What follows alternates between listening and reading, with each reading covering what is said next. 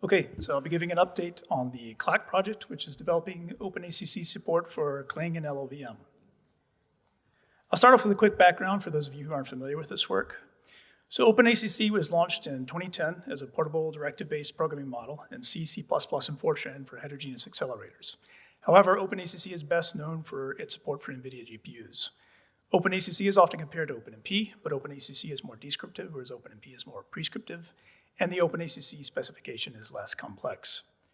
As far as we know, there exists no open source production quality compiler supporting OpenACC, except for GCC, but the US Exascale Computing Project is funding Clacc to develop OpenACC support for Clang and LLVM. A key feature of the Clacc design is to translate OpenACC to OpenMP in order to build on the existing OpenMP support in Clang. Now, because we performed this transformation at the AST level, we run into the immutability property of the Clang AST. However, we have found that if we use Clang's TreeTransform facility to add a hidden OpenMP subtree for each OpenACC region, we can actually work around this immutability property. In 2019 and earlier, we have focused on C and behavioral correctness. In 2020 and later, we will extend to C++ and we'll focus on performance. So we'll be moving from a purely prescriptive OpenACC interpretation to a more descriptive interpretation, which means we'll be building analyses to find the best mapping from OpenACC to OpenMP instead of just a single behaviorally correct mapping. And maybe we'll build some of that on MLIR. We will also, of course, be looking into upstreaming OpenACC support to Clang and LLVM. If you want to see more details about the design of Clacc, please see our LLVM HPC workshop paper from this past November at Supercomputing. That paper also included some early performance results, and I'll present a few of those now. So we compiled several spec Excel benchmarks written for OpenACC using both Clacc and the PGI compiler from NVIDIA. We targeted multi-core CPU because at that time we had not yet worked on GPU support for Clacc.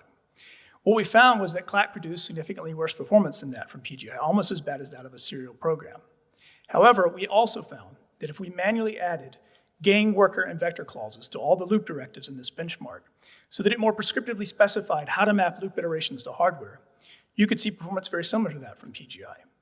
So the lesson learned is that, given existing benchmarks and applications that do not prescribe a mapping from loop iterations to hardware, we need a more descriptive interpretation of our OpenACC directives. And as I mentioned a moment ago, that's something we'll be working on in the near future for Clacc. So I'm going to spend the rest of my time talking about some of the upstream contributions we've made from the Clacc project.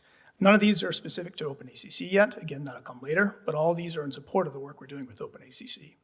A big thanks to everyone in the community who helped with this upstreaming process. So we've upstreamed a number of small fixes throughout Clang and the OpenMP front end, such as more faithful printing of ASTs the source code. Please see Fabricator if you want to know the details of these fixes. We've also upstreamed some testing infrastructure improvements, such as extending Clang's -verify option to accept prefixes similar to FileCheck prefixes, extending lit to show line numbers for failed run commands, and cleaning up the behavior of the check DAG directive in FileCheck so that it's more reliable when you're checking the unordered output that you can get from, say, a parallel program. We've also upstreamed some debugging facilities for FileCheck, and I'll talk in a little bit of detail about one of those, dump input. So I'll do this with a quick example. Imagine you have 6 stored instructions in your input, and you have 6 check directives, 1 per store instruction. And FileCheck complains that the 6th check directive has an error, it doesn't match anything. But when you look at your 6th check directive, it seems like it should match your 6th stored instruction just fine. So to figure out what's happening, you turn on dump input, which shows you line by line in your input where all the directives match, so that you can see that everything was matching just fine up until store instruction 4, which was skipped, and matching resumed at store instruction 5. And then when you look back at your directives, you see that indeed directives 4 and 5 were reversed relative to the input. So the point is, dump input helps you to visualize where directives match in your input so that you can see the full context of an error and understand the source of the error rather than just where FileCheck detected and reported that error. In summary, we're the Future Technologies Group, Oak Ridge National Laboratory.